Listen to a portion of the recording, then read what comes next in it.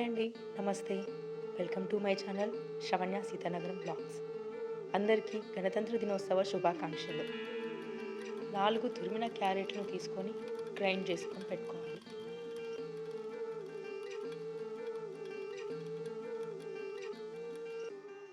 కొంచెం కొత్తిమీర, 4, 5 వామాకులు వేసుకొని గ్రైండ్ చేసుకొని పక్కన పెట్టుకోవాలి.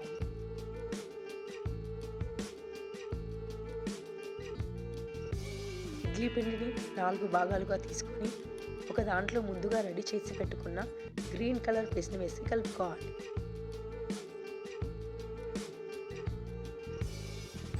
రెండో దాంట్లో ఆరెంజ్ కలర్ పేస్ట్ని కలుపుకోవాలి.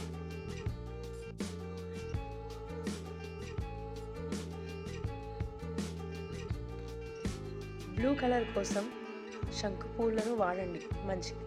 కానీ నాకు అవి టైంకి దొరకలేవు, అందుకని నేను ఫుడ్ కలర్ని వాడుతున్నాను.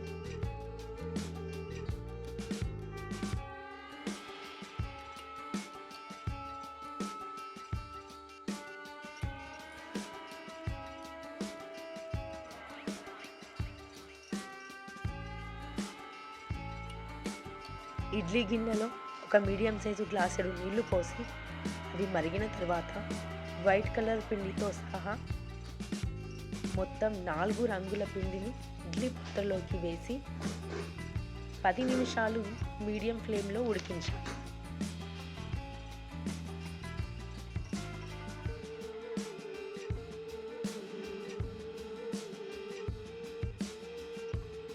ఇలా 10 నిమిషాల తర్వాత ఈ ఇడ్లీలను తీసుకొని ఇలా ముక్కలుగా కట్ చేసుకోవాలి.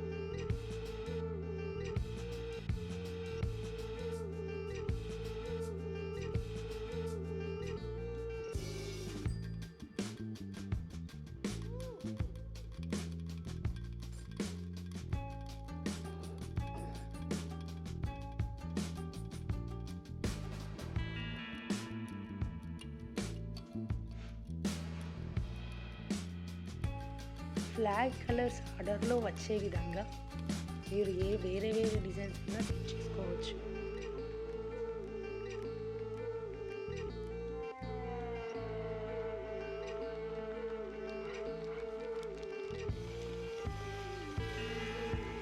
Thank you for watching. Please subscribe my channel.